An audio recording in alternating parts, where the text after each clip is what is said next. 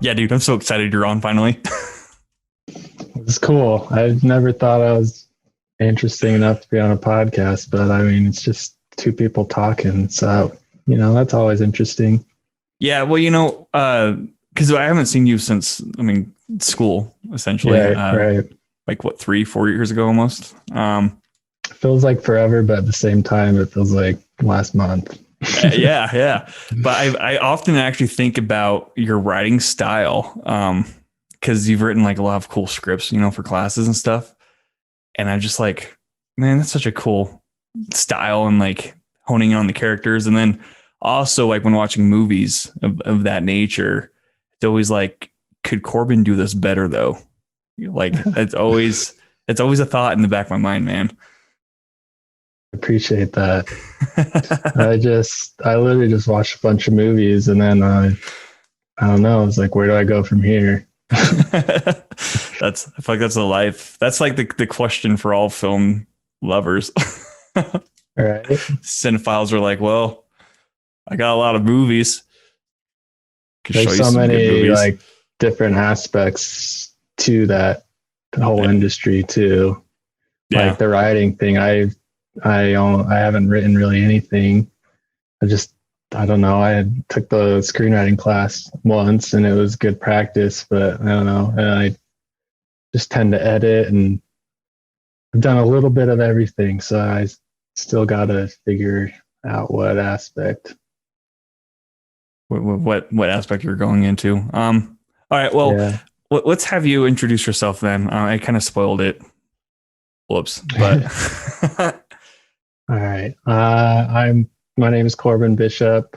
I guess I'm just a cinephile. Like I said, that's where it started. And then I decided to go to film school and that was fun. It worked out, but the end kind of got rough for me. I'm not very good at school, but I like learning.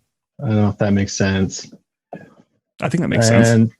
And yeah, so we went to the University Utah together and I don't know, it was just I felt like it was more built towards like actually making films, which I thought I wanted to do, but I mean, I still don't know. Like I said, I'm still figuring it out, but it's good to get that aspect. And I mostly just kind of transitioned to like editing and motion graphic stuff and videography because I like doing all of it, just like, a little bit of it. But, it's impossible to do it all by yourself. Like, impossible if you want to make something good. So, yeah, I've kind of just been figuring that out and going on the journey. So how's editing going then? Because like I see a lot of like people we went to school with going in that route because it seems like it's the easiest thing to do because I guess there's not a lot of editors. There's not a lot of good editors out there. Anybody can edit, but not everybody can be a good editor. Yeah, that's the thing because I don't know if I want to just be a full-time editor because then I have to sit at my desk for 8-9 hours a day all during the night, that kind of thing. And so that's, so I have a part-time videography gig and then a part-time editing gig. So I get a nice mix of like, I'll be editing for a month and then I'll go shoot something and do, I'm in charge of audio, camera, lights, and then editing it. So I get the whole process, which I really like. So I get a nice variety. It's not just all editing. So it's good. Excuse me. It's good now, but it's just a start. Like I'm still trying to figure out. It's hard. I don't know. I'm not a very entrepreneur mind. So it's taken me a while to like, you can do this, like do something or. Yeah, I always, I don't know. it seems like there is like a business side of being kind of like a freelancer. I mean, because Exactly. it's a business model essentially. But like for me myself, like I don't know. Number one, I don't know what to charge people because I'm like, well, I don't know what my value is, right? Number two, do you know Blade by any chance? Blade Sabovic, I think that's his last name. No, no. Well, he on one, I think earlier on in the podcast, he said that like a lot of people just want to make cool shit, and that's something that Right. stuck with me, man. I'm like, yeah, I think we just want to make cool shit. Like it doesn't matter if we know what we want to do, just we want to make cool shit at the end. And you try to translate making cool shit and like getting paid to do it. And Yeah. that's so fucking hard to do. Yeah. It's simple, but not at all. It is, yeah. And then like when you watch some YouTube videos like of these vloggers, they have like a really great editing style and super nice setup, and you're just like, man, that'd be cool to be at that level. Yeah. I also just think like I know what it takes to get to that level, and it's like years of just grinding and not, and then it's like you have to do that. So you have to be ready. And a lot of times it's just like I don't want to do that. I want it to be easy, but it's not. Did you? Because there's this video I saw that was it was kind of a montage of this guy setting up his gear, like a tripod with lights and with the audio, and it was like super professional looking, and he sits down, in the chair, like all nicely lit, and the captions like how all YouTube or video YouTubers start. And he's like, hey guys, this is the 3 things you need to make a movie. And it's like camera, editing software and like something else, and it forgets everything that made that video look nice. Yeah. Like, I thought here's how you can make a professional video for $50. And they like have all their equipment in there. Like, that's not $50. Yeah. It's like, you shot that with like at least $1,000 worth of equipment, Yeah. That's another thing is equipment, like, climbing the ladder kind of thing. Like my videography job, I got equipment. So that's basically the only reason I'm still working there, because I get the perks are worth it. Yeah. And then since with COVID and all that, I got to go home and I got to take all like that computer and all that back there is not mine. But I got to take it home, and then I got a whole setup. So now it's just like, I got to earn enough to get that set up for myself, and then I can quit and then start making whatever. That's also, I got to find out what I want to film and clients, and I'm getting stressed out just thinking about it. Well, in the meantime, I do see that you're pretty active on Letterboxd. That I see you more active on that than like any other social media platform, and I think it's great. Love Letterboxd. Yeah, dude. It changed my life. I was like, this is a real thing. Like, this is what I needed. Like, and then I just went hard. I think it's all 2019, and that was one of the best film years, of the last decade or whatever. And so I was pumped I could log it. So it felt like a checklist thing, watch something, log it, check, like accomplishment kind of thing. And so, yeah, I've really been enjoying that. That's the one thing that's been constant is like, I'm just stressed or whatever, like just put these bad boys on and get into a movie, and take some notes. And then I'm usually behind with logging on Letterboxd, like at least a couple weeks. So then I'll keep track on the max notes or whatever, and then just kind of review them when I got some time, and then get to think about on them again. And so I like that. I don't know. I just write what I know. Like I don't know how to be a professional writer or whatever. So it'd be cool I've thought about movie reviewing too. Just there's so many things. There's so many applications you can do with like one general idea of cinema. Yeah. But yeah, I do love Letterboxd, and I love just cruising on there, and it seems easier to connect with people who just like movies and like I don't know, you like the same thing, you instantly have a bond. Someone Yeah. follows me, we got the same favorite movie, and I'm like, all right, best friends. I actually, I've added quite a few of the stuff you've watched to my watch list. Yeah, Um, that's another thing. The watch list is yeah, incredible. and it lets you know, like it notifies you. So like, I don't know if it's a pro or if it's on the free, but like it notifies you what streaming service it's on, Oh yeah, that which is was really new. fucking nice. It's Like, nice because there's so many streaming services now, and yeah, yeah, it's nice to know. yeah, because I know I got notified that Whiplash was on Stars. I was like, well, I haven't seen that movie yet, so I watched Did it you watch it? I did while I was hungover, mind you. So it was lots of drumming in my head.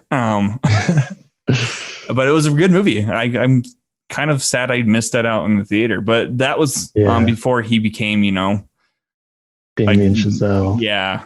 And I actually liked First Man. First Man's probably my favorite of his. Um, Interesting. yeah, I think It's a good made film. It's just like, I don't know, it's slower. So you just gotta be ready for it. yeah, no, it's different than his other stuff, but um, I think it's the music, like the music and just like the cinematography of that movie. It's pretty cool. I like sci-fi though, like that's my Yeah, yeah. go-to. But Anything in space, I'm yeah, down. hell yeah, right? Dude, Well, there's a TV show called The Expanse that my aunt's been trying to get me to watch. Haven't seen it yet. It's on my watch list, but it looks pretty cool. yeah, there's been a lot of good like mini series. Like I've really been enjoying, just basically a longer film, and so you get to dive deep into it. So you gotta love that if it's good. Like Yeah, Queen's Gambit, I just finished that. It's like that was amazing. dude, that's a solid series. Yeah, and I love how it's start and it's done. There's no season 2, 3 coming, because I then it like, just drags it out. yeah, I like when series can end on that note and not even do spin-offs, like Mm-hmm. just let it be its own thing. Like Its I know own like thing.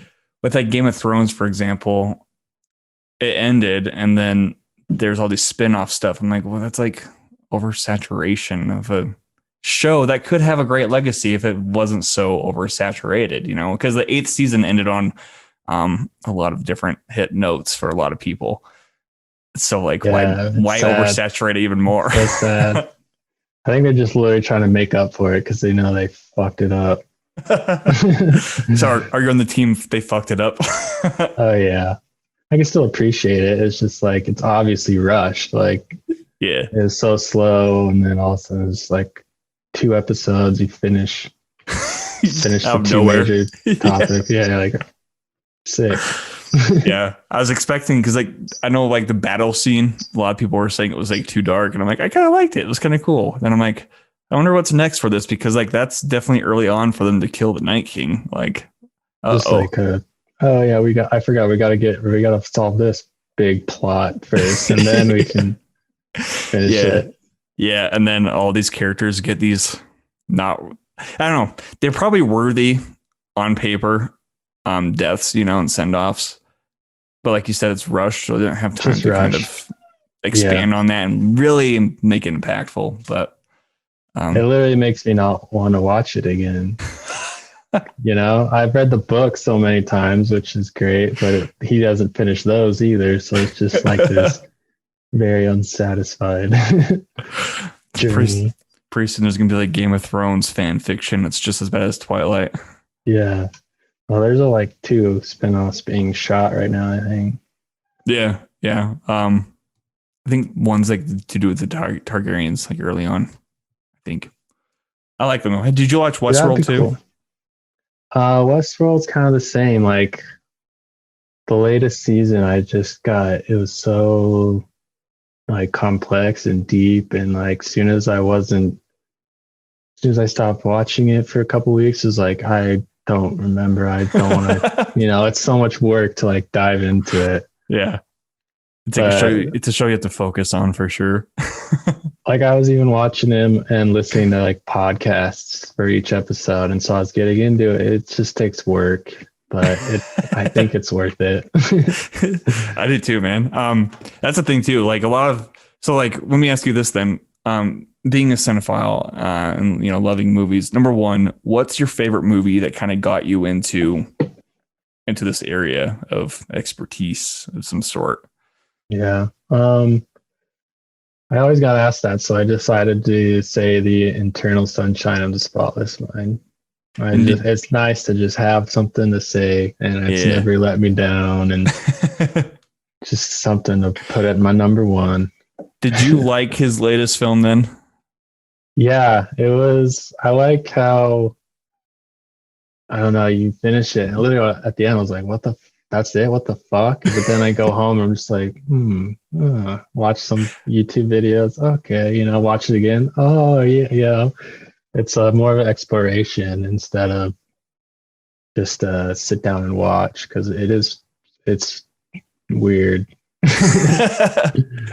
Yeah, I thought it was going to be like not what it was. I had different expectations, and that's probably why I was so harsh on that on my initial viewing. But it's not that I hate the film. It's just that's definitely one I have to kind of rewatch, and there's just no like appreciate start it, finish kind of thing. No satisfying. It just like makes you think, which I think is cool because it affects everyone differently. Yeah. The power of cinema. My second question then. Oh shit, what was it? I had a question. Ignore me. I don't remember what the second question was, dude. Yeah, you're good. I actually do. Okay, so digital versus disc is a thing now. Either with video games, with movies, whatever have you. Do you think I'm personally like on the keep the disc side, right? Like I'm even saving up for my PS5 disc version so I can have the good old 4K Blu-ray player. Yeah. Do you think there is a plus side to having the physical over the digital? I definitely do. And I've just started, I'm not appreciating more, but I was just broke for so long. So I had to do what I had to do to watch stuff. And sometimes you get a shitty version or the audio's off or I don't know, stuff like that. And so I got my first Blu-ray was Midsummer. I think you can actually see it back there. It's that yellow thing right there. Is it the director's cut? Yeah, the director's cut from A24. Nice, dude. Because my cousin's got the PS5 disc, so we started buying Blu-rays, and it's just like, because I have a giant digital collection, but it's nice to have and then it supports the filmmakers too, and so, and then you get, what you're getting is what they wanted you to see, like fully and truly, and then all the specials and stuff. So I think it's definitely, I can't wait till I have a whole like fucking wall of Blu-rays. Right. But I don't know. The scary thing is like just technology. Like Blu-ray's been around for a while. So are they going to make something like, will it just be Blu-ray 8K next, that can play Blu-ray 4K, or are they going to go on to like some other red ray thing? I don't know. Yeah. That's the only thing. It's true. But I think my only issue with digital stuff is it doesn't feel like it's true 4K or the true quality, especially because you're using your own Wi-Fi, and if you have shitty connection, you're not going to be getting the best stuff. Whereas if you have the physical copy with a physical player with a physical TV, dude, like there's no black boxes in the dark areas, it's you're all getting it. Yeah, that's what I mean. It's totally worth it if you're a true cinephile, I think. Yeah, well, and like digital also doesn't give you director commentaries that I know of, which I think is I love like BTS and stuff like that. Yeah, dude, it's like a free podcast while watching a movie. Yeah. Just how they made it, because I'll watch a bunch of stuff and be like, how the hell did someone just like make this right? Like actually too, so I actually recently watched North by Northwest. I don't know, have you seen that? Yeah, I watched it in film school, so it's been a bit. Oh, I didn't watch it in film school. I feel like they didn't show us a lot of, well, maybe it was just my class, I don't know, because I think you're ahead of me, but um, yeah, dude, they didn't show that, but I did watch it recently, and I'm like, I mean, it's an okay film. Like, it's not my favorite of Hitchcock's. Then I recognized that it was made in 1959, and then I'm like, 1959? Like, how did you pull off that Right? plane shoot, dude? Like, wait, Yeah. what? And then you start going back and doing some research, and you're like, there was a screen. They used a screen to film that. Like, wait, what? It's kind of fun. I've definitely, I started out as biased, I guess you could say, to older films. Like I just, there's so many good new films out there like that I haven't discovered. And Right. so it's taken me a while to kind of go through the classics, but you can definitely, you learn to appreciate it for sure, because that's where everything has come from. Right.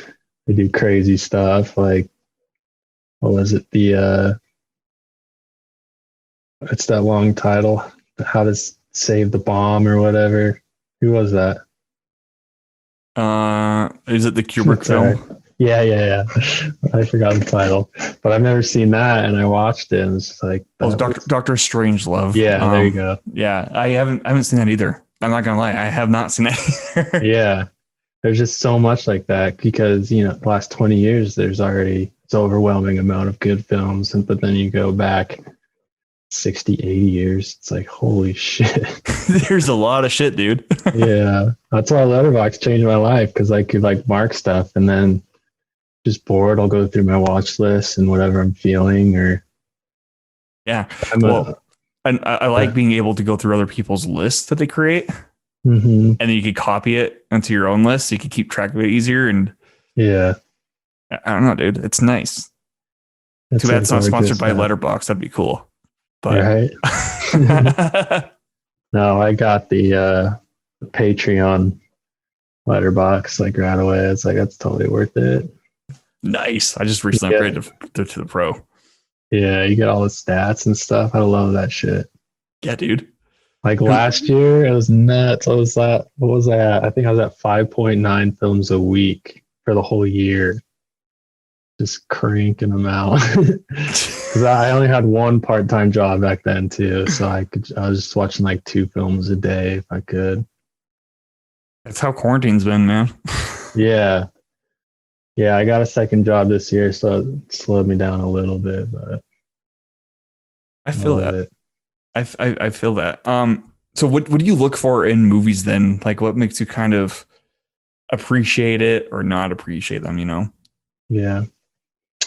I tend to just like, I feel like I still haven't seen that many. So I tend to watch just films that I know that are good, rated well and stuff like that. So I just set myself up for a good time. Or I'm a big proponent of just being in the right mood. Like, I have a cousin who I watch a bunch with, and it's just like we'll see something like, "What, you feeling that?" I'm like, "No, I'm feeling this kind of thing." So you just go into something that you want to see, or like a genre or an actor. Or we'll go through directors and stuff. Like, you'll like it better. And because sometimes I watch good films and be like, "I'm not feeling this. Like, this is stupid." And then I'll go back and it's like I'm crying because I'm in the mood. I don't know. So I'm a big proponent, but that limits me. And like, I tend not to watch random stuff or like watch shitty movies that much. Like, I'll try and like watch shitty movies to like cleanse my palate or whatever, or just like, because you got to learn why they're shitty or why the good films are good, which is hard because it's easy to watch something and just be like, that sucked, but why, But one of my friends gave me Nicolas Cage's new movie, Jitsu. I haven't seen it yet, but my expectations are definitely not like Academy Award. Right. But if I need a good movie, you're going with short expectations, and so you'll like it better because you're not expecting. It's that's just like what I mean. That's like just still like have a good time. It's just like I need entertainment of some sort. Just to throw something on. Yeah, and I know like Netflix has the shuffle play randomly or whatever option now. And I did that a couple days ago, and they're playing one of their docu-series called, is it The Night Stalker or something like that? Night Killer? I think it's Night Stalker. But it was like some dark ass shit, dude. And I was like laying in bed, you know, like kind of like hungover, and I was just like, I can't be in this mood. I cannot handle that. And so I was like, well, maybe it won't be that bad. So I was looking into like, okay, what's the series actually about? And it's about some Satanist dude going on a killing rampage, killing kids and women. And I'm just like, Yeah. what? That's definitely too Not dark. what I want to fall asleep thinking about. Right? That's a cool feature, though. You get random stuff, see stuff you never really would have watched. That's why I like film school a lot too. Like the before 1950s class or whatever. It's like all that shit I never would have watched. Right. But I liked it. That's how it was. Did you ever take the experimental film class? No, With I Brian? almost did. Dude, it's that showed me a lot of stuff that I still think about often, actually. Yeah, And it makes me appreciate like a lot of the more artsy fartsy films, you know. yeah, Even though I'm not the biggest fan of David Lynch, I think his films are not on my palette, but I can at least say, you know, he's a good filmmaker and he's yeah. found his audience. Yeah, you just get his weird, wacky brain. You make something, you gotta appreciate it. Yeah. Yeah, that's why I miss film school. Just all those classes. Like I could have just taken random classes forever. So But I ran out of money. is that why you kind of stopped going then? Was because of the money issue? Yeah, there's a couple things. I guess we could get into it. So I was in the advanced one. Like I took it twice, I think. The first part once, and then I took a semester break and then restarted. I'm trying to think. I blocked it out of my memory. I'm just kidding. No, I loved the class. I don't know. I just wasn't ready to I wasn't in a good place to work my ass off, or I don't know. It's just like you're ready when you're ready kind of thing. Yeah. And I love going to class, and I like the writing part. It's just shooting that was hard for me to just do it. And the second time I was in it, I shot. That's when I was doing the love story, whatever. And I shot it all. And then I was in San Francisco and all my shit got robbed out of our car. And I thought I backed all it up, but I didn't. So I lost it all. And then that just sent me in a spiral. It's like, that's worse than getting anything stolen because it's just all that work. And yeah, so then I just kind of lost motivation and couldn't finish the class. And then I don't know, I just felt dumb trying to go back. And I just started thinking I don't know, I've learned a lot. I've been in school for a while now, just taking it slow. But I wasn't taking it super seriously. So it's like, I'm wasting a lot of money. So then there's a year period of just I don't know, being just not caring. I don't know. It was weird. And then I ran out of money and I had to go back to my parents and just in their basement kind of thing. So it took me a while to just dig myself out basically. I didn't have a car and I was still going to the U and had 2 jobs down there. So I was on my bike in the winter in Draper. I had to ride to the track stop, ride to the U, work, come home. So it was fine in the summer, but once winter hit, It was a bitch. I just stopped kind of caring. And then after a while, I just realized I've learned a bunch of shit. I've been in school for 5-6 years. I know how to do a bunch of stuff. So then I started finally making a reel, just editing, just doing stuff, creating stuff. And so then that took a little bit just to get a nice collection and finally could make a website and dish that out and was confident enough to show it to people kind of thing. And then, I got my first videography gig and stuff. And So now it's just upward, hopefully. Yeah, well, I mean, you don't need a degree for Yeah, film. I realize that too. I realize that too. Is like no one has asked me for a degree. They just asked me for my reel, and so I started focusing on that. Oh, dude, all it does is gives us a right to be an arrogant asshole about films. Like that's literally all it does. You're You, wrong. I graduated from film yeah. school. I've used that jokingly, but as also kind of semi-serious because like they had like a stupid hot take. And it was like Yeah, the worst it was worse than like what's on fucking Twitter. yeah. I was like, yo, you're fine to have your own opinion, but like this is seriously a shit take. Like maybe take a step back. Yeah. But yeah, that's all it does. So it's kind of it's nice to hear the other side of that, you know, argument of like, you know, is film school even worth it or not? Like you said, you've learned a lot, but you don't Definitely. need it, and here you are applying it still to your freelancing side gigs, you know.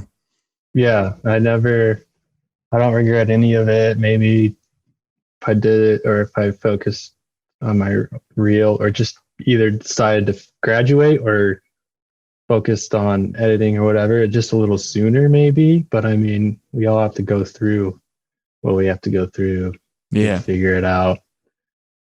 So I mean, it's interesting discussion, the whole school thing, because my dad was raised as like, he had me at like fucking 23. So he's like, all right, I got to start making some damn money. Just going and, all right, good, get a degree, get a job kind of thing. And so that's just kind of like the route I was doing. And luckily I chose film school because like I've never, I've never doubted it, you know? As Yeah. like we said, there's a bunch of aspects, but I've never doubted like something creative or especially in video form. I went to Utah State for generals and they didn't have any video or film thing. And so I was just literally like looking through the major list and just like trying to narrow it down. I was like, I don't want to do any of this. So luckily I was smart enough to go to the U and I'll learn some. Yeah. But I Well, and mean, like, being on campus is fun. I like the U campus is beautiful and just you get to meet. I would have met you. You know, I wasn't too good at connections, but there's still some people, same interests kind of thing. yeah. Um, dude, I miss school even after Right? graduation, where I'm just like, could I go back for another degree? But I don't know what to go back for. Yeah. And then they're like, well, you can do your master's. I'm like, I don't know. Do I need a master's for film? No, you No, don't yeah. need a master's for film unless you really want to be like, you know, a professor or teacher of some sort. But even Yeah. then, I Just don't. expensive It's very, classes. very expensive. um, no, and so you said you haven't been writing like since school. Yeah. I don't know. That was never my first. I just never What? considered myself good at it. And so, because I do wish I took the screenwriting class like, you know, 4 times or whatever, but I didn't discover it till the end and it was a bitch to get into. Yes, that's a huge bitch to get into. Yeah, right. But once I was in this, like, I realized how invaluable it was because I knew nothing. And so Yeah, I just write shit and then you get all these people's perspective and then like an expert perspective too. So I don't know. Once I was out of that, yeah, sometimes I'll write like when I'm sad or whatever, but I haven't really focused on it.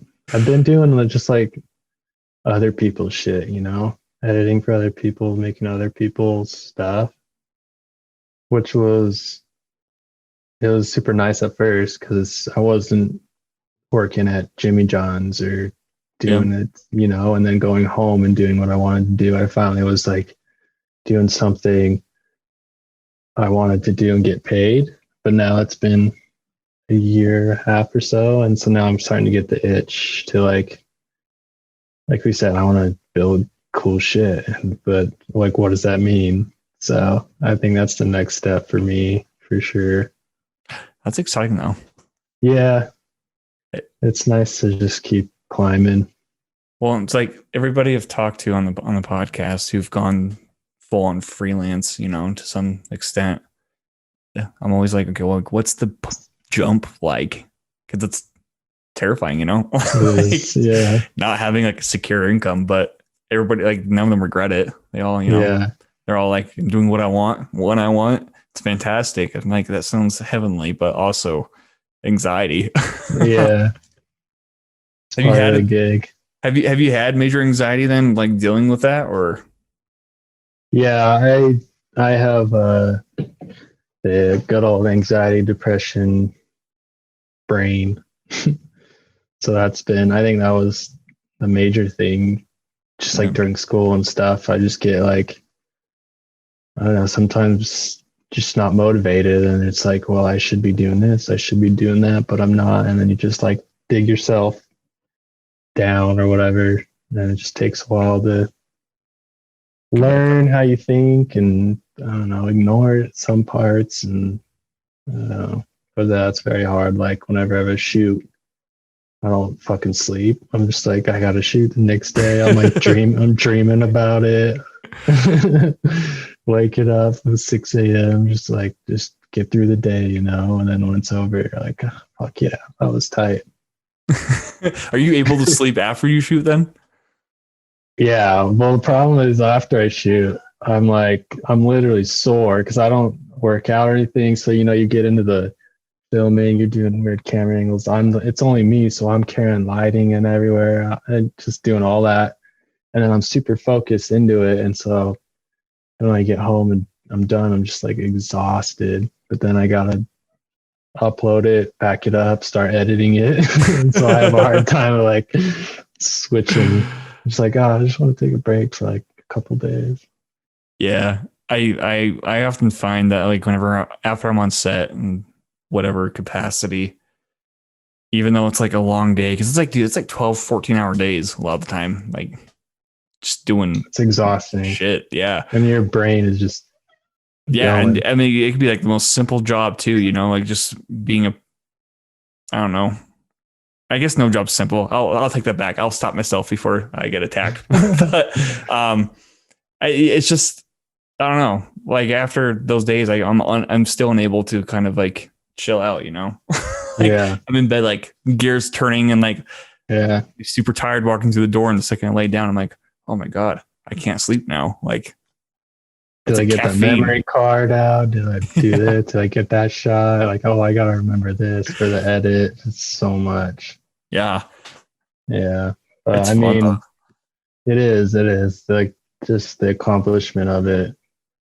I love that feeling. So I don't know, maybe that's what is driving my videography part of me. Like I don't want to just edit other people's stuff. It's fun to make something. Yeah.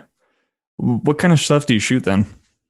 I was about to say it's been a while since but since I have like the equipment and stuff, sometimes I'll shoot stuff just to have the footage and throw it. Like I got the new MacBook with the chip. That's what this guy is filming on or whatever. Did like an unboxing kind of thing. Same thing with I got all the A24 the screenwriting books that they sell. Okay, how are I think those? I think you can see them too there. I have a whole A24.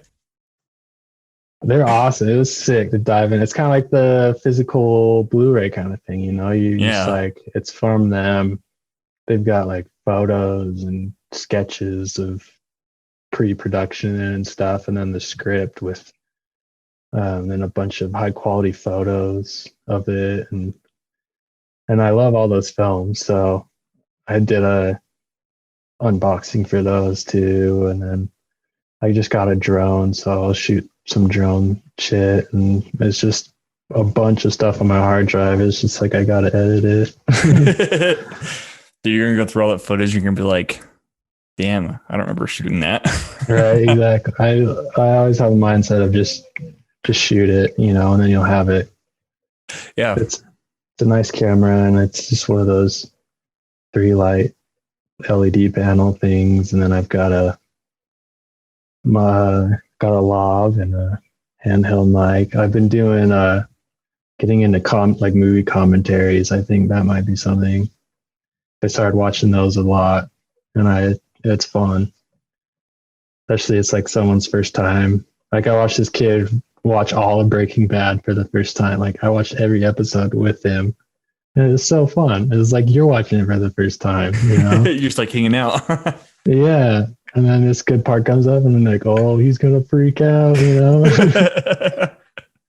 It's like that's part of the joy of cinephiles is like showing you see a movie 100 times, but when you show it to someone else, watch it with them, it's like the first time again. Yeah. I also, so I know you have a tattoo of a camera. Yeah. Yeah, dude. Weird angle. No, dude, that's your placement is actually like I remember like the placement of your tattoo. That's like one thing I always like first remembered about you. You know, I'm like, dude, he has a camera tattoo. That's pretty dope. And then like just hearing you talk about the love of movies and all that, I'm like, it totally makes sense. Like it definitely does. But the placement of that is it actually kind of inspired the placement of my tattoo, which is from Arrival. Oh, that's tight, bro.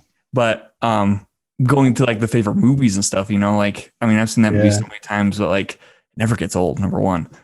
But watching people watch it and just like seeing, okay, what are you thinking? Like you always want to watch them the whole time instead of the screen.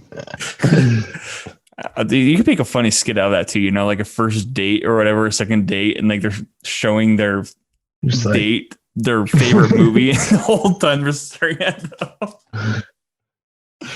You like that part? You like that? That was cool, right? Do you mind like watching the movie? I am watching the movie. Purple Vision. Through you. So I've filmed myself a couple times, like commentary. Yeah. And so I got to just same thing, edit those. And I don't know, it's same thing. It's like, I gotta just do that for fun, and that's on the side. And like, I know if I want to do that seriously, it would take a couple years of just grinding it. And then I've got 2 other jobs, so it's just that thing. But at least I film myself doing it.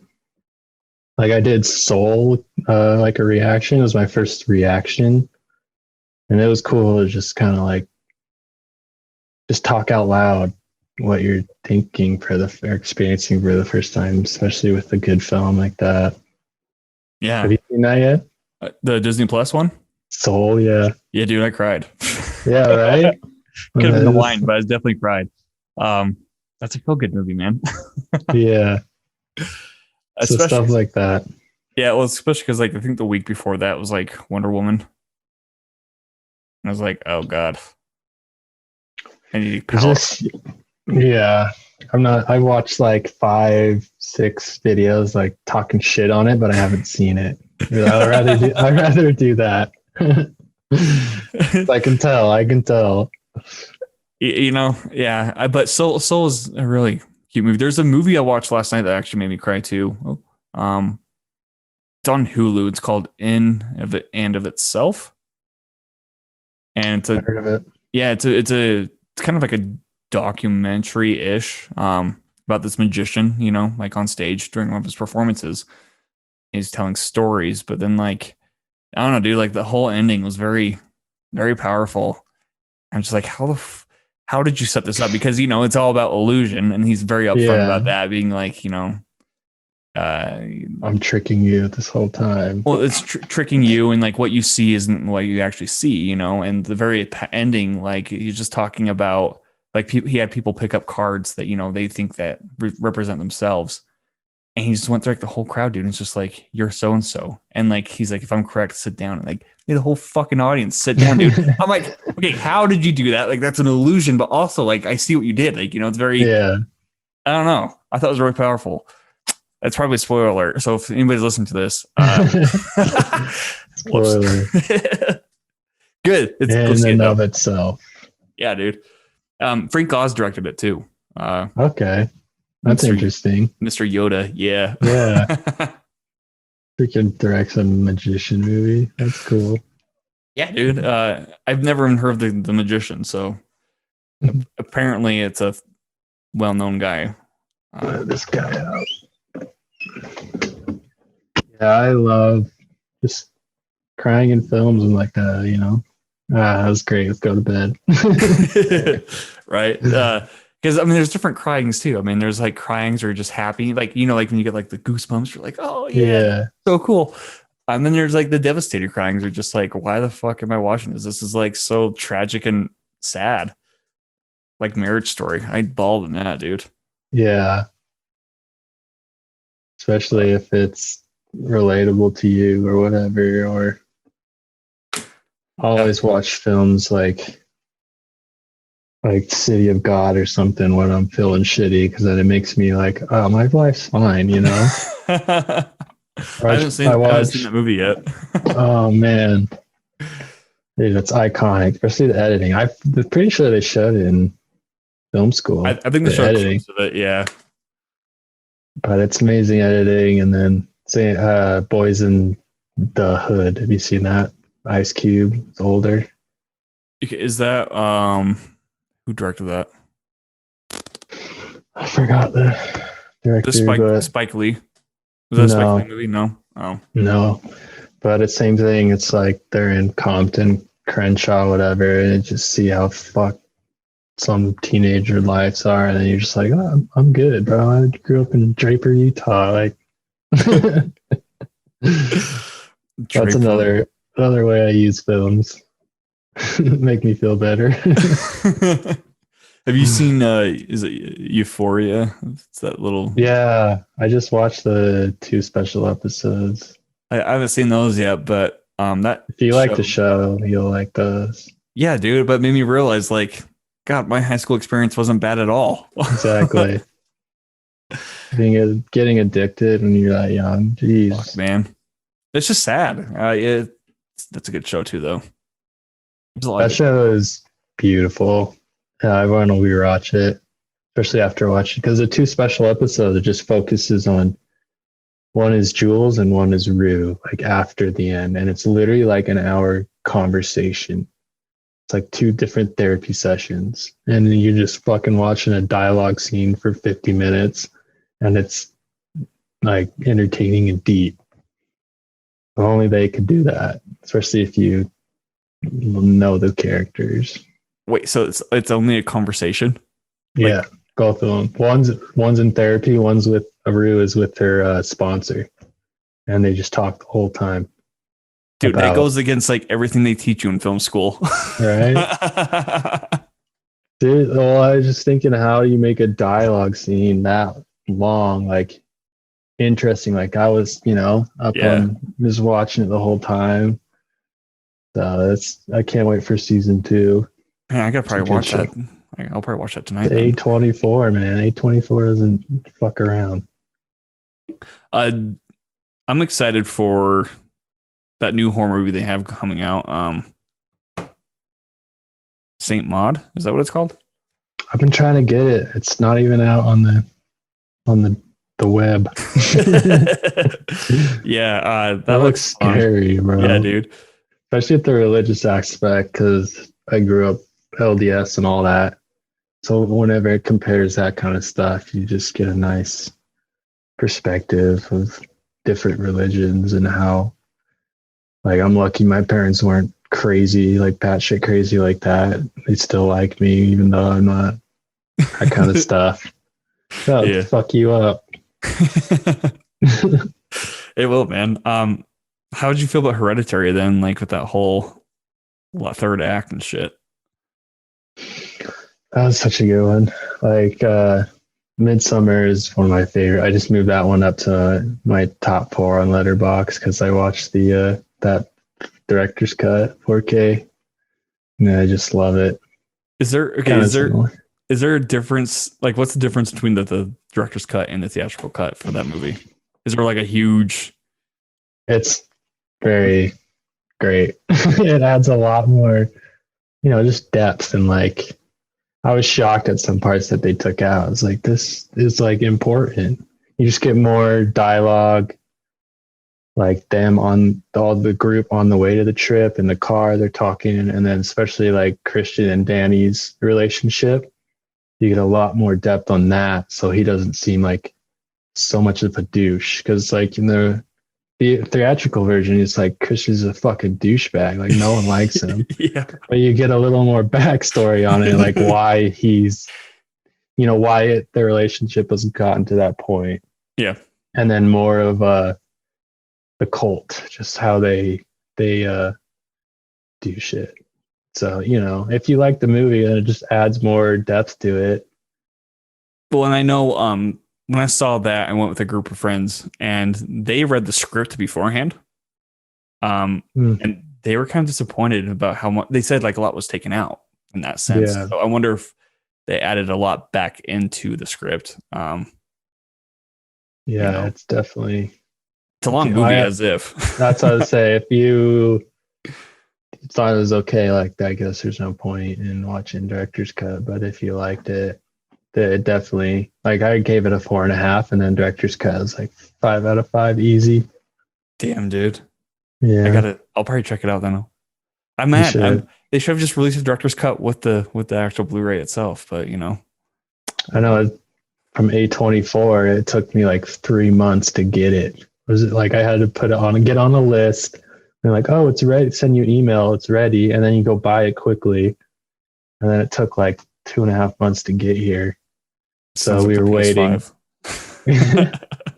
We were waiting forever, but it's like it just makes the anticipation that much more. It finally got here, and it's like yes, finally. Man, I think director's cuts should always be the go-to. Yeah, it says a lot. I like how there's both, but sometimes it's bad. Like sometimes it just chops the whole vision and turns it into a different film completely. Yeah. And then sometimes it's just like it's a little too long. Like normal people aren't gonna want to sit there for that long, kind of thing. Yeah. I read it's like with Blade Runner 2049. I guess there's like a 3-hour cut or 3.5-hour cut out there. 4 hour. I think it's 4 hour. I think he said 4 hours. I would watch the shit out of that, but most people would not.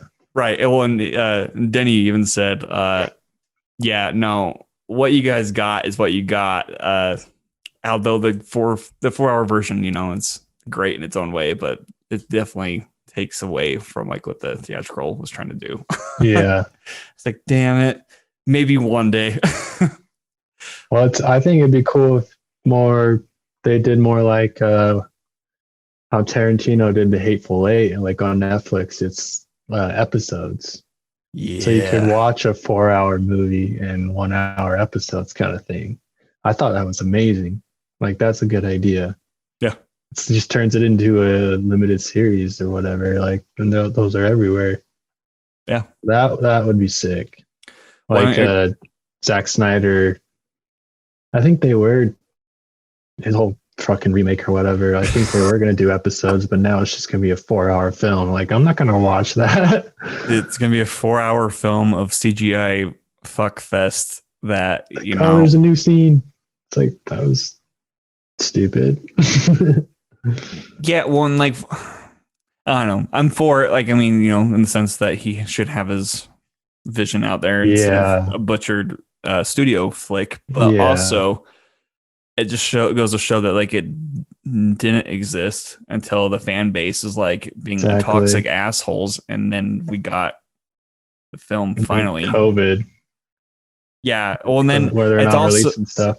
Yeah, well, it's also not even they said it's not attached to the universe anymore. Like it's just like a side story essentially, where it's like anything that happens in it isn't canon, essentially, is what they were saying. I'm like, well, that's fucking weird. Then you find out Zack Snyder wasn't even doing any more DC work, and I'm like, man, that studio just really butchered that. They really did. I don't like any of those films. Oh, me neither. They look cool. Like, I don't know if you're into Zack Snyder and his image. Like, he has that certain style for sure. He's a great visionary director. Yeah. Just doesn't know how to say no to a bad script. Yeah. I think that's what it comes because like Dawn of the Dead was actually a really good remake. Back in like 2004. That shit fucked me up. I remember watching that. It was Dude, scary. I watched that in the drive-in of all places. That's a good spot for a horror movie. Yeah, because it was a double feature with Finding Nemo of all things. I know. You watch Finding Nemo and then Dawn of the Dead. Yeah, well, and that night my fish, 'cause I was at my dad's place and I had a little fish. I named him Tiger because he had stripes on him, right? And the other fish ate my fish.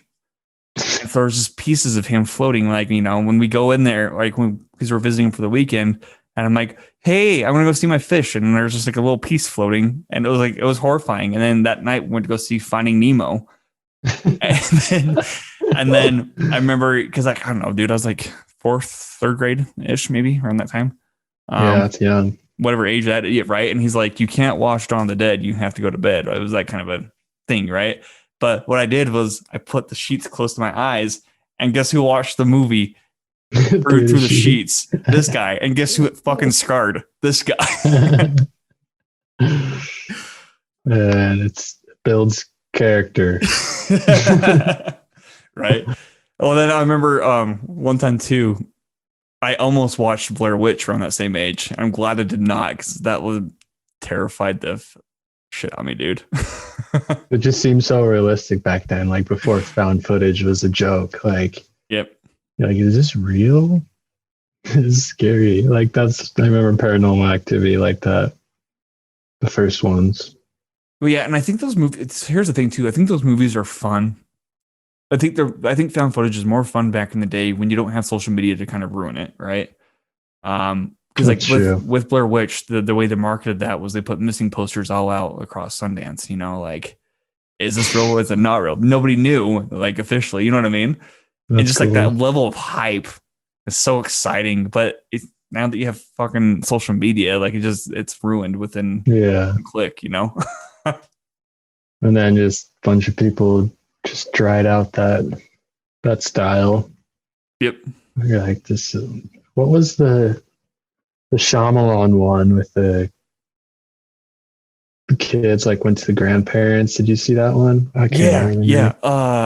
That was actually a good one to me. What was that one called? The Visit. Yeah, nailed it. The Visit, yeah. That was the last time I saw it. Like, that was actually kind of creepy. Yeah, dude. When I hate crawling. That's actually one of my fears. Like when grown people crawl, dude, it's disgusting. And yeah, under the floorboards, an old lady. Yeah, and she's like, "I'm gonna get you." Like, I'll play. Dude, fuck that. No, you're not, Grandma. Kick her in the face. The twist I didn't see coming. So I think that's what punched me in the face. Yeah, because I thought it was gonna be like Aliens, because it's M. Night. Who knows what he's gonna do, right? It's like always something absurd. But I thought it was gonna be Aliens, but it turns out it was actually like more realistic than not in a way. Yeah, really fucked up, but also, it was a clever movie. That's when he made his comeback. But I feel like that's also when, because like for a while he was at the hands of studios, like these big studios, with like Avatar, the Last Airbender, and all that. Like, I mean, he kind of got his tied up in this studio mess that is unfortunate. But once he went back to like Blumhouse, where it's more of like an independent feel, where they're like, here's more creative freedom, do what you kind of want. I think it works best for those kind of filmmakers because they just have a lot more fun with it. Yeah, Avatar, man. I've watched 20 films or 20 YouTube videos shitting on Avatar. Are they all valid? I haven't seen that movie, so I have no idea. Yeah. Oh, you should watch it like as a hilariosity kind of thing. Dude. It's so bad. It's funny. I don't know. Did you watch the original Avatar? The cartoons? No, I'm not a huge fan of anime. No, and I know it's not like strictly anime, but it's just like, I don't know. I never was drawn into the show. We'll just hit that. Mm-hmm. I think it's worth it, but it's a little more childish, but it has very deep themes, and it's not too long, and just a good story. Yeah, well, I know when it hit Netflix, Twitter was all about it. So I don't know. It piqued my curiosity a little bit. So Yeah, one day I'll get around to it, I'm sure. there's other good shows. Exactly. Exactly. It's like that one will be there, you know? Yeah, Um, lately I've been trying to watch it's Better Call Saul, but I haven't seen season 5 yet. And that's one show I really want to fucking watch. But with COVID, because usually they release the new seasons onto Netflix like 2 weeks before the premiere of the show on AMC, right? Like, yeah. but with COVID delaying everything, we're not going to be getting that for quite a bit. And it's just like, I like Better Call It Saul. sucks. I think Better Call Saul is better than Breaking Bad. I'm just going to throw that out Dude, I wouldn't say better, but there. I'll say equal. Like, and that's Breaking Bad. Like, I consider Breaking Bad the best television series by far. Like, from start to finish. Yeah. There's no Game of Thrones shit at the end. It's all, and then they do a spinoff, and it's just as good. I was shocked. It was crazy. It worked out so well. Yeah, well, it's interesting too because we know how he ends up, Yeah, right. but And we don't know how he ends up how. there. And it's the And same creator, same style. yeah, You get little flashbacks of characters from Breaking Bad, but it doesn't like ruin them. You're like right. pumped to see them, and I was shocked. I didn't think that would happen. I waited a while to like start Better Call Saul so I can binge a little bit, you know. And so I'm definitely gonna rewatch it before the last season comes out. Have you seen season 5 then? I don't know.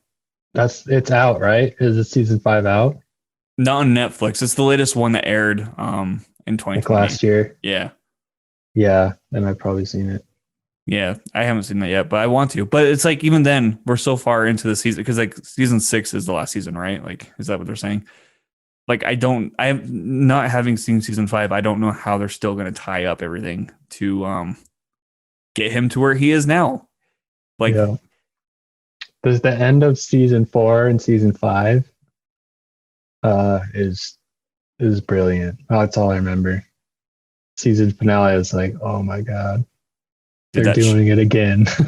you can always count on the Breaking Bad universe to have a killer finale of some sort. Did you like the movie though? Yeah. By the way, the El Camino. Yeah, it's a nice tie-in. You get to go dive back into that world, and like it's pretty obvious as later because Jesse was all like fat and old and stuff, but it's easy to get over. And Todd was like, yeah, Yeah, heavier too. Todd I'm was like, giant. dude, when you died, you were skinny. But it was awesome that they made that like it, and they weren't trying to like one up it, or I don't know. It's just like a nice, Kind of made its own thing.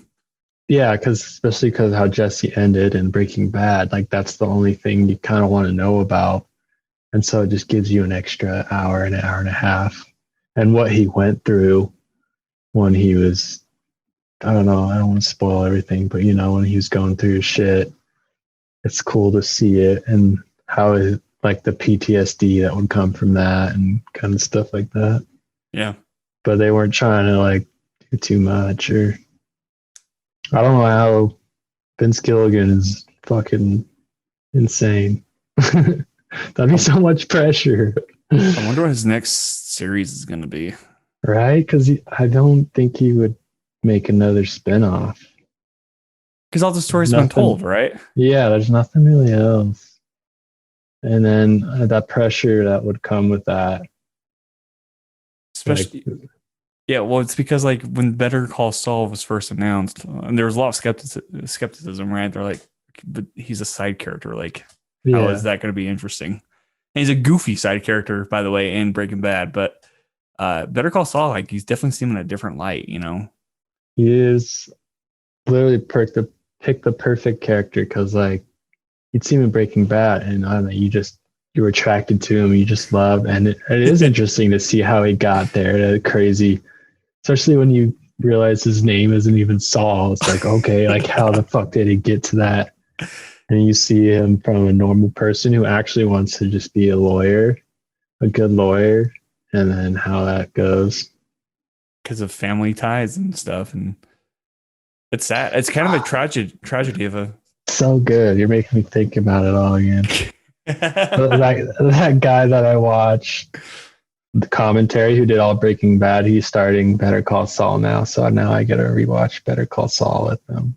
So Dude, I'm do pumped it. for that. Is this on YouTube or like is he like Yeah, have a Patreon or what? he does have a Patreon, but if you want to watch the whole episode kind of thing, but YouTube, he does like a highlight. Damn. I tried to edit for him, but I haven't heard from him.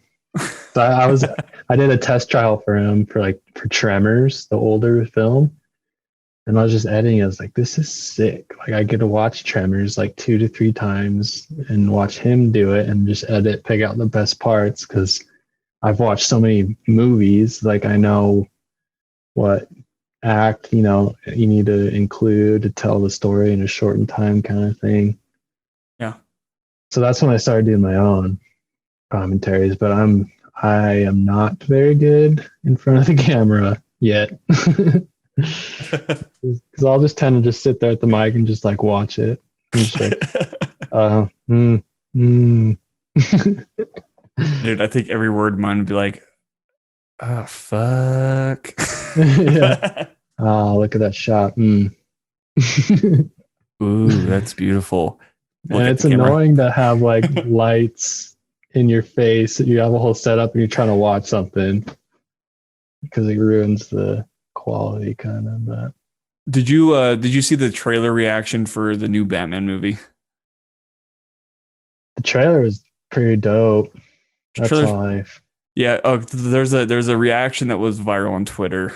This guy just came home from work, right? He's like, I haven't seen it yet. Like, I'm gonna turn it on and I'm gonna go with it. Like, here's my brother. Like, he hasn't seen it either, right? And then, like, of course, in the trailer, and he's like, I'm vengeance or whatever. They're like, what? And, like, they jump off their couch, dude, and go wild. And like, dude, that was the whole internet when that trailer dropped. Like, they did good because I think it's just like Ben Affleck Batman. I don't know. I didn't like him. Like, you want a darker like that? Seems like Batman. Yeah. And just the sound effects and just breaking his whole body. While it's raining in a huge raspy voice. Yeah. Yeah. Visions. And then he takes off his helmet, dude. He looks like an emo boy. Yeah. Because he actually has the makeup on for his helmet. Like that shit makes sense. Like that makes sense. Because if you just had a normal thing on, you'd look like a raccoon. If you didn't like. Yeah. Well, then like also with like Riddler being a fucking psychopath from the looks of it. I'm excited. I like Matt Reeves though. Both of his films for the Planet of the Apes both made me cry at one point.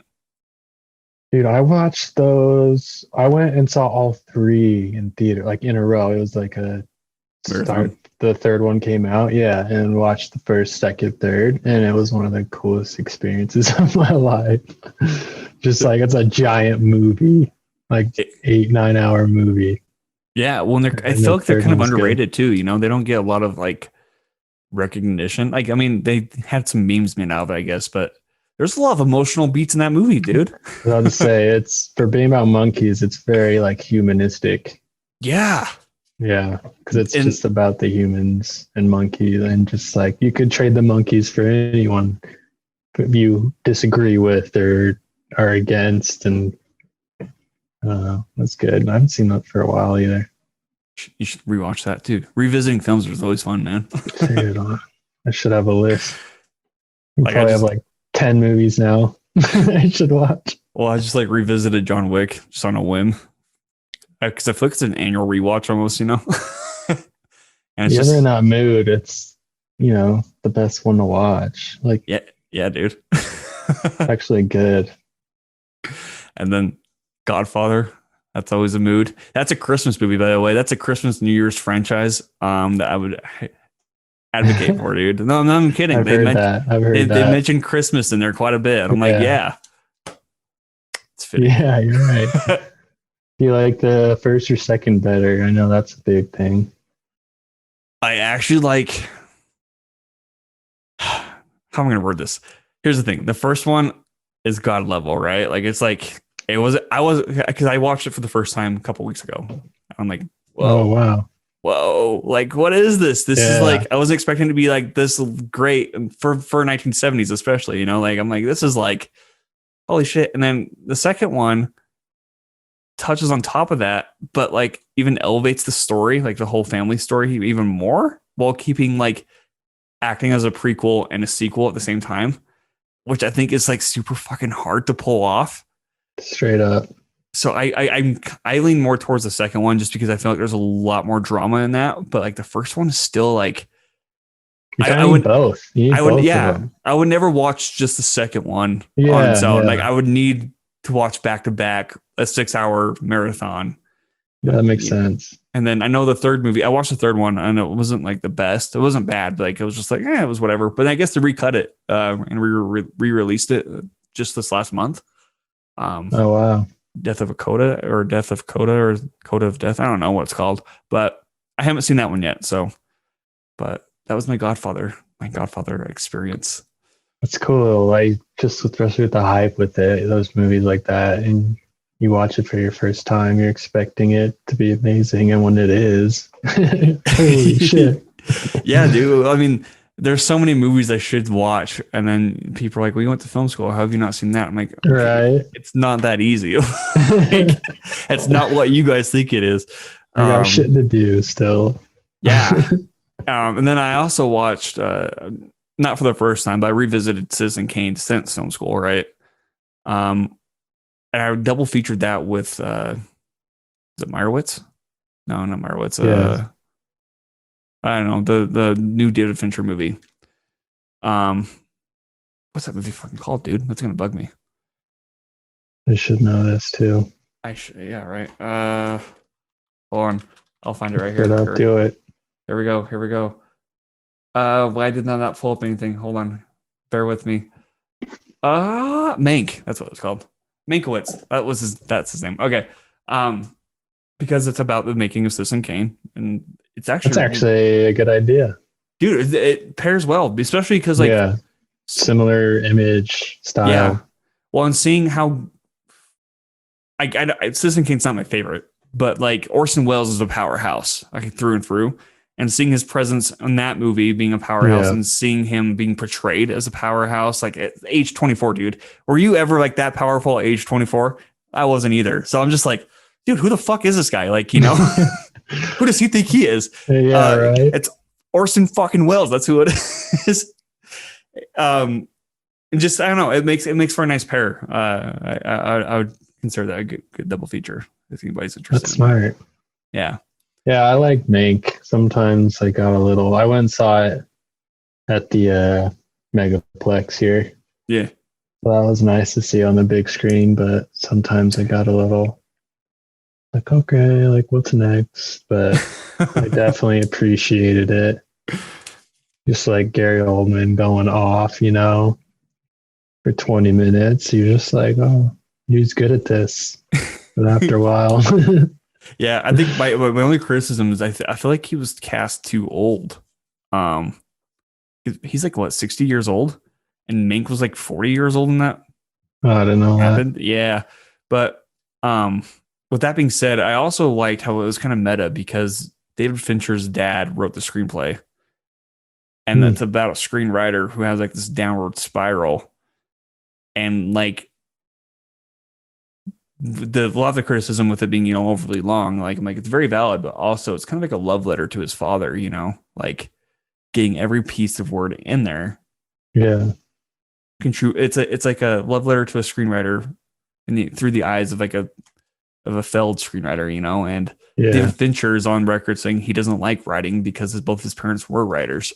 And I think and there's like so much meta to it. And I'm like, that's kind of a fun movie. So yeah. Cool at it's perfect COVID movie, I think, you know.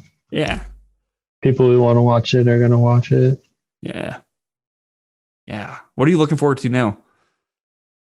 I don't know. I'm just interested to see how it goes. Like, but I definitely want some more. Like, theaters are open here, and I feel safe there. Like, I go there. There's no one. I literally walked in. They don't check my ticket. I don't know. There's just no one. You buy it. They don't. You know, you're gonna come. They don't care. So I just walk in, no one's around, just feels safe, but it's just like the big films, that's how they get their money and it makes sense. So it's just like how long this thing gonna last? Like Yeah. I get why they like HBO did all that, like streaming stuff. I don't know. It's nice they're doing both though, because if you like films and want to see it, because you can't replace a theater. Like you'd have to literally put that big of a theater in your house, Right. and all the audio, sound system stuff. Like no one's gonna do that. So you can't really replace that feeling and sound and just getting fully immersed. So as long as I do like both, the streaming and in theaters, I'm down because I'll go see the films I want to see on the big screen. Right. And it's also been tight that it's just cool to see older films again. Like they throw older films up there to pad, the other times and like Nightmare Before Christmas. It's like I think that's my number two on my letterbox. That was in theaters. Never seen it in theaters. I gotta go experience that. Yeah. Star Wars, Indiana Jones, just stuff like that. So I think that's really cool, and they should keep doing that. Just like old school films, throw it up. You would think they would maybe have like one theater room that's strictly for old school films, Yeah, like switch it I out think every week or whatever. I think it'll be more normal. I mean, if the ticket prices Don't skyrocket. go, yeah. But I'll look at the times, and it's just like just kind of movies I don't care to see on the theaters because no new ones are coming out. They're trying to, now it's like till October this year. Like, and I wonder when it does happen, like, are they just gonna fucking flood the theaters with like 10 brand new movies, from the last 10 years, or how does that work, right? They're gonna try to like time it right with different films and studios, so one will get more money, kind of thing. I don't even know. Dude, just imagine if COVID was not a thing, we would have already seen Dune. Right? Put that in perspective. So like you just think of 2019, bro. Like I was watching Midsummer in March or whatever come out, just like, oh my God, and then just kept coming, just boom, boom, boom. And then 2020 is just nothing. Just like, They what's had up, some good bitch? films, but yeah, The only film I saw in Dune. the only film I saw in theater was Tenet. Yeah, Tenet was the only one who tried it, and it didn't look like it worked very well. No, and now there's a falling out with Nolan and Warner Brothers, and they're just like, Yeah, yay, drama. I mean, someone's got to stand up for the filmmakers, I guess. I don't know. Yeah, but also I'm excited to see this new model. Like, I'm not excited. I'm curious to see the new model Yeah, curious is a good word. because I feel like it makes it more accessible for people Hmm. and it gets them money. Like, it gets the streaming service money. I don't know. I feel like if they were as open with how they kind of determine what they like, what's a success and like how that translates to money, like kind of how Netflix does, even though Netflix is kind of like really vague with how they Yeah, consider they're all that. secretive. I'm like, if they were more open and transparent about that, I think it would alleviate a lot of like the confusion about the box office because a lot of it is based off box office numbers, but like how would you translate streaming numbers to box office numbers? You know what I mean? Yeah, it's totally different. Yeah. Because then the theaters aren't taking ticket sales from the ticket, and the streaming service, but like, what's the different ratio to that? Yeah. Or it's like, will theaters be able to take more now because it's not as often? Just stuff like that. I mean, I don't know. But like Tenet is a film you have to see in theaters. You gotta not be able to hear what they're saying, but your seat's rumbling, so it's worth it. Right. That's how he intended it. Isn't that what he said? Yeah, right. And otherwise, you're just at home, and I don't know. You have to have subtitles on. Yeah. Well, dude, and I watched one of my favorite experiences in the movie was actually Interstellar in Shit, IMAX. iconic. just fucking full on. And even then, like the sound was rattling, throughout all the speakers. I'm like, dude, this just adds so much to the Yeah, experience. you can't. I don't know. That's the only way you can experience that in theater. Going Yeah. through the wormhole and you just. And that huge, massive screen too, dude. And like his Yeah, IMAX ratio, is money. well, and his like aspect ratio changes to like I like them. A lot of people get bugged by them, but I kind of dig them because like there's intent behind them. You know what I mean? Like there's a Yeah, it's not reason just why he's random. choosing it differently. So if it's full screen, it's meant to be, oh, this is meant for the IMAX experience. But if it's got Yeah. the widescreen, he's not so much focused on the IMAX experience. You know what I mean? Yeah, yeah. And going back between the two, dude, it's like very poetic almost. I dig it. You can't beat IMAX. You can't beat IMAX. And that's why Nolan, that's what he films on. I know. I don't think he'll ever stop. So maybe that's why he's so pissed. You can't get an IMAX TV. Dude, there's people were like looking at like how much it would cost to get an IMAX theater installed in your home. Yeah. It's a lot of money. IMAX projector. Yeah, dude, that's a lot of money that I don't You think a have to lot of people hire have. you have to hire someone to come do it. Yeah, you have to hire them to do the projector, to install the screen, and to install all the audio Yeah, speakers the speakers, all because like they're 20 of them.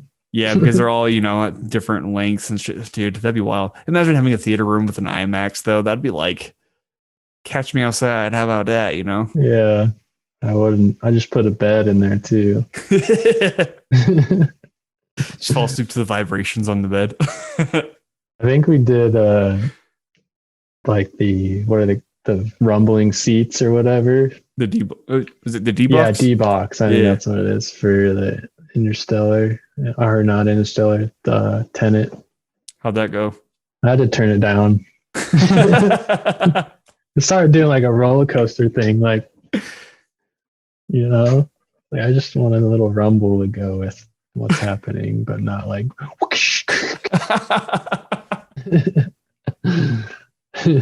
Yeah, I've only done D box once. It was for is it Tomorrowland, that Disney movie? Yeah, It wasn't the best experience. yeah. Let's say, dude, I did it for The Witch, and I was by myself, and I was terrified. I remember standing in line, and I was just debating, like, all right, I could do D box Witch, or like something else, like do it, and I convinced myself, and I did it, and it's nice because it's like super slow and whatever. So like the intense parts when it did rumble your seat just made those parts more intense, but it wasn't like dramatic. Dude, And that's one of my favorite films. The Witch is great on all accounts. I listened to the soundtrack before I watched the movie. And I was doing janitor work then, so I was just cleaning the building late at night, just listening to the soundtrack, trying to get in the mood. And hearing the voices in the soundtrack, dude, it really spooked me, so I couldn't listen to it while I was working. Let's say you're in dark hallways and shit. Oh yeah, when that building had like weird stuff happening anyway inside of it. Yeah, I'm pretty sure it was haunted. I'm out. Yeah, dude. So hearing that, dude, I got stories for that building, but for another time. I remember, what building was that you mentioned before? It was at my current job's old building, down by like 13th East in Salt Lake, like 3rd West and 13th East or 4th West or whatever.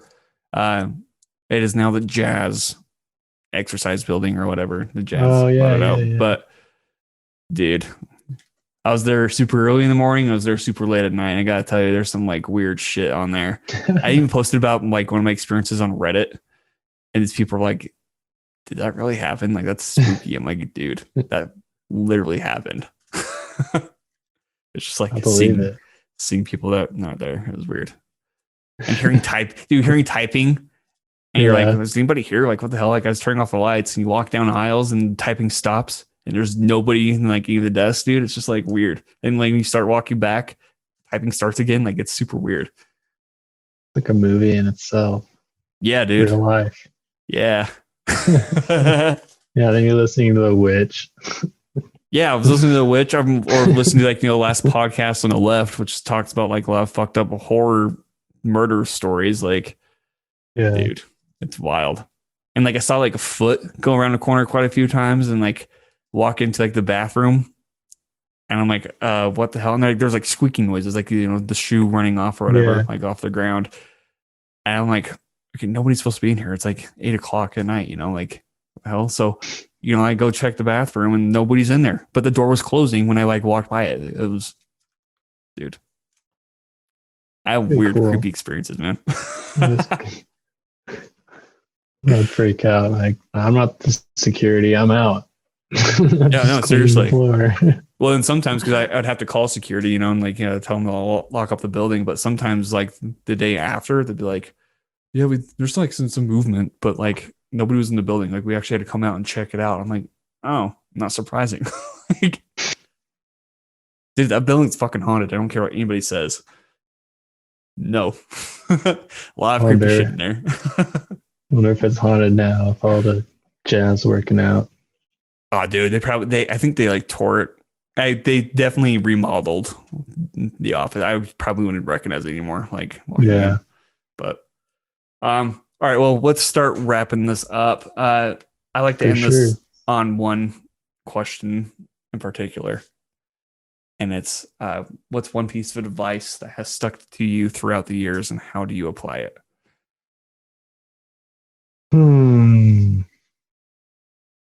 Well, I'm gonna go from a lesson my stepdad told me that I used to hate, but now That's how it goes. Basically, just what you're working on, just do it right. There's no point in half-assing it, because then it's just you either have to, whether it applies to editing or shooting, like you'll notice it in the final product, or you have to come back and fix it, or just whatever you're doing, just do it right. Or I guess right is the hard, just work hard as you can. Do Right. what you think is right while you're working, or else like what's the point? And it's definitely taken me a little bit to apply that. But I mean, it always works. It feels good. Even if it's a failure, you just that knowing I I worked as hard as I could. I did everything I could, kind of thing. To a certain point, obviously you don't want to get exhaustion and all that, but just the task at hand, if you know there's something you can do better, or fix something or edit something, this would be a good idea. Just do it while you're doing it. And then, then it lasts. I guess. Is that good? Dude, that's lovely. That's fantastic. He'd always tell me I'm doing chores or like emptying out the trashes, and I leave like a tissue, and he's like, well, now you have to go do it all again because you missed, I don't know what else you missed. So then I just learned like, well, I'm here. Don't be a lazy ass. Yeah. Well, it's also like when you're rushing through stuff, like be it like cleaning the house, like you said, or doing laundry, and you totally forget stuff in the laundry. You're like, fuck, this one sock that I totally missed. I have to wait for the next load because I'm not going to put like one sock in the washer and waste water. Yeah, exactly. Could apply to a lot of stuff, obviously, but cooking. I'm just lost stuff while cooking. I just got into cooking, so I enjoy it. I've been watching a lot of YouTube cooking. Dude, one of my friends showed me a beef. So I've never had beef Wellington ever. Like, I don't know what that was until like a couple weeks ago during Christmas. But he showed me this Gordon Ramsay video of him doing that. And I was just like salivating. You just watch it and like, oh God, I'm hungry. Yeah, dude. I'm like, that looks like a heart attack, but like that looks like a good heart attack. Yeah. Like if you have a heart attack after eating that, at least you had a good meal before. Yeah, you get the reward of, you get to eat it. Yeah, that's right. Yeah. Maybe I'll become a food videographer next. Who knows? Oh, have you seen those videos? How they do pancakes and shit like that? I've been all over. the burger show. I've been into the burgers a lot. The hot wing, first we feast, they do the hot dab stuff. They've got a bunch of shit. So, and I got a Hello Fresh. They send all this stuff to you and you cook it. Makes me feel like a responsible adult, I feel that my biggest lack of responsibility is pulling out meat to thaw like the night before. Yeah. And then I'll remember it like 2 hours before I'm supposed to start cooking. And I'm like, well, I guess there's a McDonald's up the street. Yeah, I gotta change my plan. Yeah. Responsibility when an adult, it sucks. But, it is what it is. Oh, well, I like it, but you're right. It sucks sometimes. Yeah. Where can people find you, Corbin? Drop your links and stuff. Man, I didn't think about this. Instagram, I post stuff that I make. I think it's Corbin Bish. One word. It's Corbin Bish. Bish, because my last name's Bishop. So not bitch. No. It's Corbin Bitch. Luckily, that name was available. And then I got a website, corbinbishop.com, just with my reel and all that stuff. And then I'm on Letterboxd. I don't even know what my name is. Just search Corbin Bishop. Never been asked this before. Yeah, no, they'll be all in the show notes as well. But dude, cool. What was nice catching up with you. Yeah, this was great. Thanks for thinking about me. Because I feel like after COVID's done, we should like get some grub and catch up. Oh yeah, I'd love to watch a movie. Yeah, that's what I do. Well, watch a movie and just talk shit on a movie.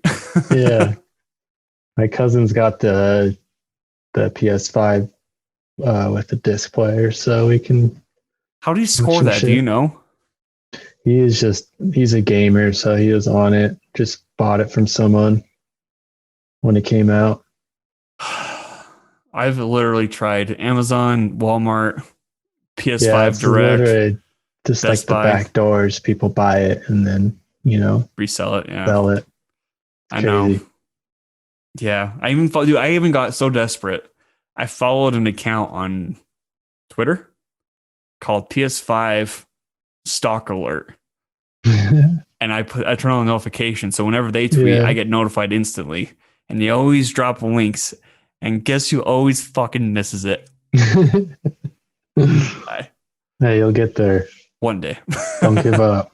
It's a good Blu-ray player, and then you get a whole gaming system too. I know. And I started buying 4K Blu-rays just preparing for it, I'm like, me too. I mean, it comes with codes. I mean, so it streams in 4K, but like it's not the same. But all right. Well, you could follow the podcast and all that. And Corbin, thank you for coming on, man. Thanks, Chaz. It's been a great time talking about movies and shit.